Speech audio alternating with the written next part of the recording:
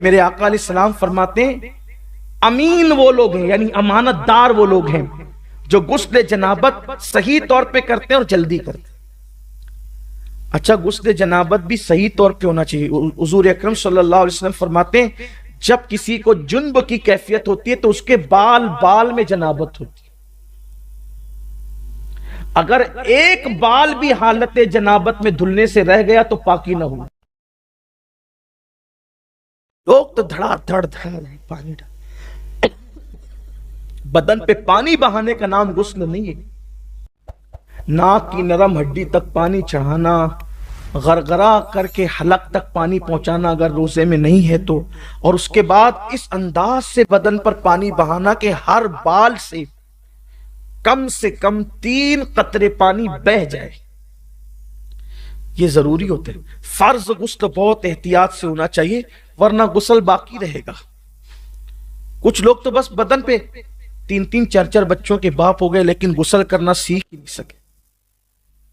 کیا نماز ہوگی اور کیا عبادت ہوگی اور کیا تلاوت ہوگی، کتنا بڑا المیہ ہے۔ تو اس لیے میرے آقا علیہ السلام نے فرمایا کہ اگر تم یہ چاہتے ہو کہ گناہوں سے پاک ہو کے قیامت کے دن اللہ سے ملاقات کرو تو غسل جنابت اچھی طرح سے کیا کرو۔ حضور اسلام نے کہا کہ اچھی طرح سے کیا کرو، اس لیے غسل جنابت اچھی طرح سے کرنے کی عادت ڈالیں۔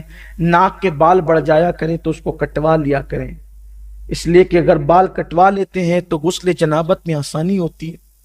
اسی طریقے سے اگر کچھ کھائے ہیں دانت میں پھنس گیا ہے اور نکالا جا سکتا ہے تو وہ سارا حصہ دھلنا ہمارے لیے فرض ہے۔ غرغرہ کرنا چاہیے، اور غرغرہ کرنے میں شرماؤ مت کہ آواز آئے گی تو لوگ کیا کہیں گے، لوگوں کو چھوڑ دو، کون کیا کہے گا، حلق کے اندر پانی پہنچنا چاہیے۔ اسی لیے کافر کبھی پاک نہیں ہو پاتا، کافر کبھی پاک، کیونکہ وہ نہا تو لیتا ہے، پانی تو بہا لیتا ہے، کبھی کبھی بے تکلف پانی پینے کی وجہ سے اس کا غرغرہ بھی ہو جاتا ہے، حلق بھی دھل جاتا ہے بے تکلف پانی پینے، لیکن ناک میں پانی وہ کبھی نہیں پہنچا پاتا۔ نہا تو لیتا ہے، پانی تو بہا لیتا ہے، کبھی کبھی بے تکلف پانی پینے کی وجہ سے اس کا غرغرہ بھی ہو جاتا ہے، حلق بھی دھل جاتا ہے بے تکلف پانی پینے، لیکن ناک میں پانی وہ کبھی نہیں پہنچا پاتا، کیونکہ ناک میں پانی پہنچانے کا تصور صرف اسلام میں ہے۔ اس لیے کافر کبھی پاک نہیں ہو پاتا ہے غسل جنابت سے، کبھی پاک نہیں ہو پاتا۔ اسی لیے ہمارے حضور مفتی اعظمین کا تقوی یہ تھا کہ کبھی آپ کافر کے ہاتھ کی بنی ہوئی چائے بھی نہیں پیتے تھے، حالانکہ پی سکتے ہیں لیکن نہیں پیتے، ان کا مزاج تھا۔ بلکہ ان کا ذکر آ گیا تو ایک بات یاد آ گئی، ایک ایسی خوبصورت محفل تھی جہاں حضور مفتی اعظم اور محدث اعظم دونوں جمع تھے، چائے آ گئی، اور چائے آئی تو چائے رکھی گئی، اتفاق سے چائے ہوٹل سے آئی تھی، تو سیدی مفتی اعظم نے پوچھا کہ چائے کہاں سے آئی؟ تو کسی نے کہا کہ وہ فلانے کے یہاں سے، تو آپ نے فرمایا کہ میں کافر کے ہاتھ کی بنی ہوئی چائے نہیں پیتا۔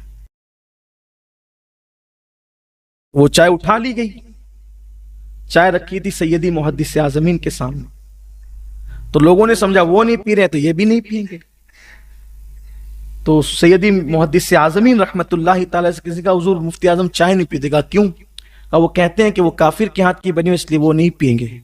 تو آپ نے پھر کپ سنبھال لیا، اور کپ سنبھال کر اٹھا کر پیتے ہوئے فرمایا یہ وہ ان کا تقوی تھا، یہ ان کا فتویٰ ہے،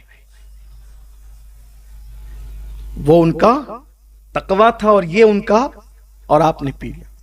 پی سکتے ہیں لیکن سیدی مفتی اعظمین رحمت اللہ تعالی علیہ نہیں پیا کرتے۔ اس سے یہ نہیں کہ اب جو پینے لگے تو آپ اس کو جو وہ ٹیڑھی نظر سے، نہیں، اجازت ہے، لیکن آپ فرماتے تھے، بلکہ انہوں نے لکھا یہ بات جو میں نے ابھی عرض کی نا کہ کافر کبھی پاک نہیں ہو پاتا، کیونکہ ناک میں پانی چڑھا کر کے دھلنے کا تصور کافروں کے یہاں نہیں ہے، بے تکلف پانی پینے سے ان کا حلق دھل جاتا ہے۔ اس لیے آپ سے کہتا ہوں غسل جنابت سیکھیے، اور اچھے سے سیکھ کر کے غسل جنابت کیجیے، اور غسل جنابت کی برکت بھی بہت زیادہ ہے۔ جب کوئی غسل جنابت کرتا ہے تو ہر قطرے کی تعداد کے برابر فرشتے پیدا کیے جاتے ہیں، اور وہ فرشتے قیامت تک اس